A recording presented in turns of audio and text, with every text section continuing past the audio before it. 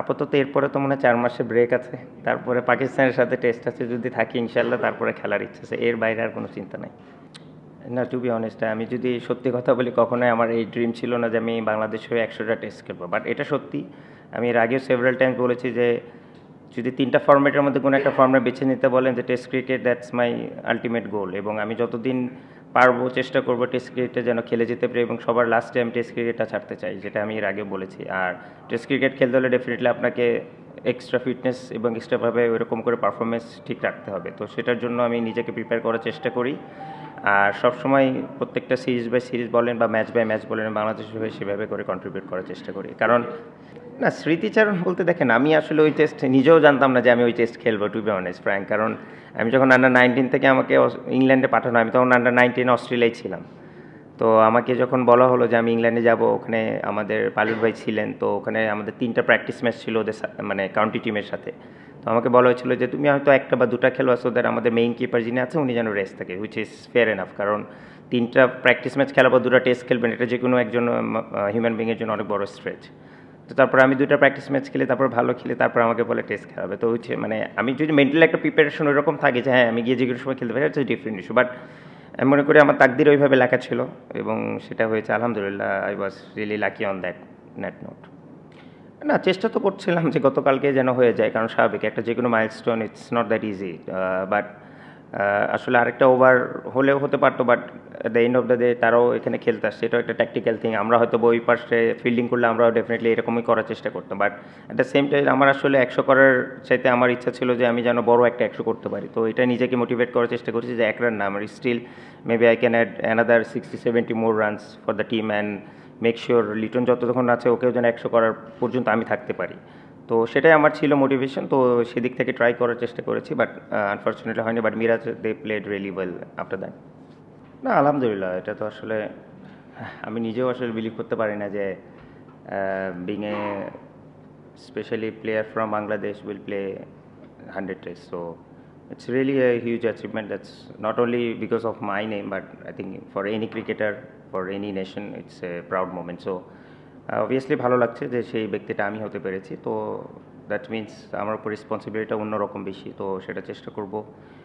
আর যে কটা ম্যাচই হয়তো যেভাবেই খেলতে পারি, ইনশাল্লাহ চেষ্টা থাকবে যেন সেটার প্রতিফলন দিতে পারি মাঠে, আর সাথে সাথে যেন ড্রেসিং রুমের আমি যাওয়ার পরে এমনও যেন 1-2টা প্লেয়ার দিয়ে রেখে যেতে পারি, যেন সেই গ্যাপটা যেন পূরণ হয়ে যায় ইনশাল্লাহ। না, 100 ইটস হিউজ নাম্বার। তো by the time I reach there এগুলো সব কিছু শিখে গেছি আশা করি। তো সেটাই এক্সপিরিয়েন্সটাই গ্যাদার করার চেষ্টা করেছি এবং কাম থাকার চেষ্টা করেছি। আর to be honest, I really thanks again to BCB, what they plan that morning, it really feels great, and I really feel honoured on that yesterday specially. So আমি মনে করি যে অ্যাটলিস্ট, যেটা আমি আবারও বলি যে শুধু আমি না, আমি মনে করি এই যে রিকগনিশনগুলো যদি থাকে, আমার মনে হয় যে কোনো ক্রিকেটার বলেন বা যে কোনো ইন্ডিভিজুয়ালের জন্য বলে, তার জন্য বড় একটা ইন্সপিরেশন থাকবে। অ্যাটলিস্ট এখন আমি মনে করি বাংলাদেশে অনেক প্লেয়ারও ভাবে যে হ্যাঁ তারাও 100 টেস্ট খেলতে পারে, বা এমন ভাববে যে এক টেস্ট টিমে যেন আমিও খেলতে পারি। তো এই স্বপ্নটা দেখা খুবই ইম্পর্টেন্ট, এবং আমার মনে হয় যে তারা যেটা করেছে, যে সম্মানটা আমাকে দিয়েছে, আই রিয়েলি এনজয়েড এবং I really honoured about that.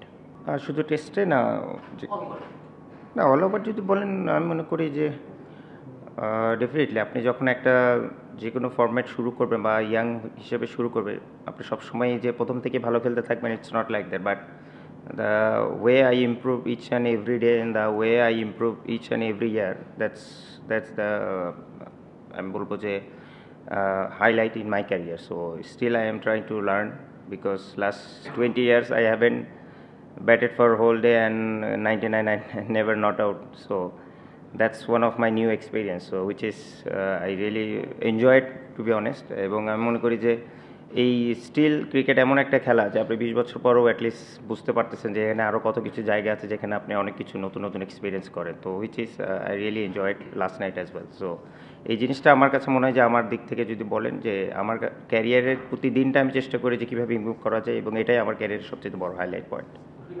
আমি এক্সপেকটেশন যদি বলেন, আসলে প্রত্যেকটা ম্যাচে আমার চেষ্টা থাকে যে আমি যেন আমার বেস্ট এফোর্টটা দিতে পারি, এবং টিমের উইনিং কজের জন্য আমার কন্ট্রিবিউশনটা যেন যত বেশি করতে পারি। আর গতকালকে ম্যাচের শুরুতে আমি একটা কথা বলেছিলাম হার্ডলে, যে 100 ম্যাচ হোক আর আমার বা যে কারো যে কোনো মাইলস্টোন হোক, it's always team come first. এবং আমি এটাই বলেছি যে বাংলাদেশের জন্য আমি মুশফিকুর রহিম, আমার কাছে মনে হয় যে একটা সমুদ্রের একটা ফোঁটা, পানির ফোঁটা। তো আমি মনে হয় যে আমার নামটা it's a different part. Bangladesh always come first, team come first. তো আমি এই ম্যাচেসটা দেওয়ার চেষ্টা করছি যে আমার জন্য না, দেশের জন্য যেন আমরা খেলি, এবং এই ম্যাচে জয়টাই সবচেয়ে আমার বড় গিফট হবে। তো it doesn't matter weather I score or not, but আলহামদুলিল্লাহ ভালো লেগেছে যে একটা কিছু কন্ট্রিবিউট করতে পেরেছি, এবং ডেফিনেটলি চাবো যে এই ম্যাচটা যেন জিতে, সেটা আরও যেন সেলিব্রেট করতে পারি ইনশাল্লাহ।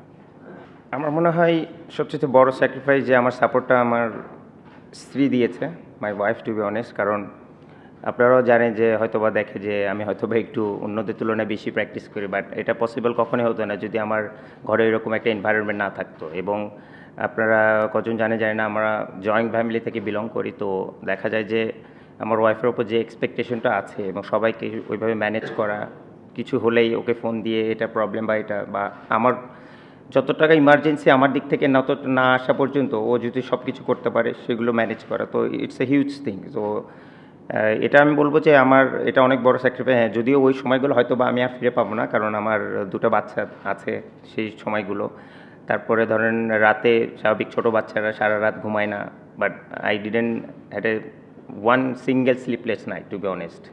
কারণ সেই ম্যাক্সিমাম সময় না, পুরোটা সময় সেই রাত জেগে বাচ্চাদেরকে মানুষ করেছে এবং আমাকে ওই টেনশন থেকে মুক্ত করার চেষ্টা করেছে। So which is I am really for ever তার কাছে গ্রেটফুল। হয়তো বা কখনো এরকম করে তার সামনেও বলা হয় না, তো এটারও একটা কমপ্লেন আছে। বাট টু বি অনেস্ট, সে দেখতে বলবো I was really lucky on that part. কারণ এটা একটা হিউজ পার্ট, যদিও অলমোস্ট আমার 11 বছরের মতো হয়েছে সংসার লাইফ, বাট আমি মনে করি যে আমার ক্রিকেটের ইম্প্যাক্ট যদি আপনারা 2014 পর থেকে দেখেন, it's a huge part in my life. So on that regards I really thanks her.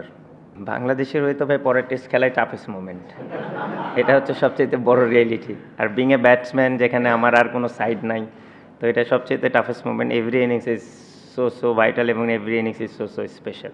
R sweet moment যদি বলেন, ডেফিনেটলি আমি মনে করি যে ইনিংসে আমি ফার্স্ট ডাবল সেঞ্চুরি করেছি, যেটা আমি বললাম যে আলটিমেট গোল হচ্ছে বাংলাদেশ ক্রিকেটটাকে কীভাবে উপরে নিয়ে যাওয়া যায়।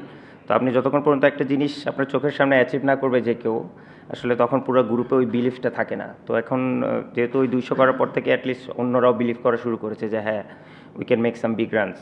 তো এবং আমি মনে করি যে এই 100 টেস্ট খেলার পর অবভিয়াসলি বাংলাদেশের ক্রিকেটে আরও অনেকেই ভাববে যে টেস্ট খেলা যেন, কারণ যে ব্যক্তিটা 100টা টেস্ট খেলবে অ্যাটলিস্ট ওই রকম যদি মেন্টালিটি থাকে, ওই রকম যদি স্কিল সেট থাকে, তাহলে ডেফিনেটলি বাংলাদেশের ক্রিকেটও উপরে যাবে আমি আশা করি। না, সোফার আমি বললাম তো যে সোফার আলহামদুলিল্লাহ আমি ফিটনেস ওয়াইজ বলেন বা স্কিল সেট অনুযায়ী বলেন, I am quite happy where I am now. But as the days মানে যাচ্ছে, আমাকেও অবশ্যই ওরকম করে আরও ইমপ্রুভমেন্ট করতে হবে, এবং সেই জায়গাটা আমি জানি এবং ইনশাল্লাহ সেভাবে চেষ্টা করে যাব। আর যেটা বললাম যে বাংলাদেশ হয়ে প্রত্যেকটা টেস্ট খেলা আমার জন্য অনেক স্পেশাল। আর আশা থাকবে যতটুকু কন্ট্রিবিউট করা যায় এবং যতদূর খেলা যায়, যতদিন পর্যন্ত আমার টিম ম্যানেজমেন্ট আমাকে চায় বা টিম চাই, এবং আমি যেটা ফিল করি নিজের ভিতর থেকে, যদি চাই যে হ্যাঁ আমার টিমে দরকার আছে, ততদিন পর্যন্ত আমার খেলার ইচ্ছা আছে। দেখেন বাবু, আমি একটা কথা বলি ফ্র্যাঙ্কলি টু বি অনেস্ট, আমি আসলে একজন বোরিং পার্সন। আর আমি প্রত্যেক দিন প্র্যাকটিসে যদি বলেন, আমি exactly the same thing I can do over and over, doesn't matter it is 20 years or if I am alive for next 40 years, I can do that if it's necessary for myself and for the team.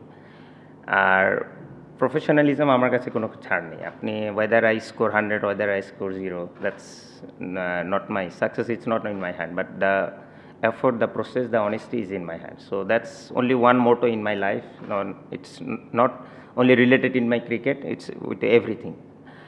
আর আরেকটা জিনিস যেটা বললেন বাবা, যে 100টা test খেলেও আমি শুরুর হার্ডেলে আমাদের ওইখানে যে কথাটা বলেছিলাম, ওখানে আমি একটা কথা বলেছিলাম কোচ কথা বলার পরে, যে I am feeling that I am playing my first game today. To be honest, I was eagerly এবং সেরকম পরিমাণ এক্সাইটেড ছিলাম। তো every test match is special, এবং এভরি টেস্ট ম্যাচ যখন আমি যাই সেভাবে আমি নিজেকে প্রিপেয়ার করার চেষ্টা করি, এবং that's the only motto that I have. So এই এতটুকুই আমার সম্পর্কে বলতে পারে, এর বেশি আসলে আমার সম্পর্কে বলার তেমন কিছু নাই। না, আক্ষেপ তো যদি বলেন, এখানে আসলে ইমপ্রুভ বলেন মানে মানুষের চাহিদার কোনো শেষ নেই। But being a senior player যদি বলেন টেস্ট ক্রিকেটে এত বছর খেলার পর, আমার একটা ইচ্ছা আছে যে hopefully by the time I leave this team, at least Bangladesh জন্য টপ 6-এর মধ্যে থাকতে পারে। তো that's one of my goal. So দেখা যাক আল্লাহ কতটুকু পূরণ করে সেটা।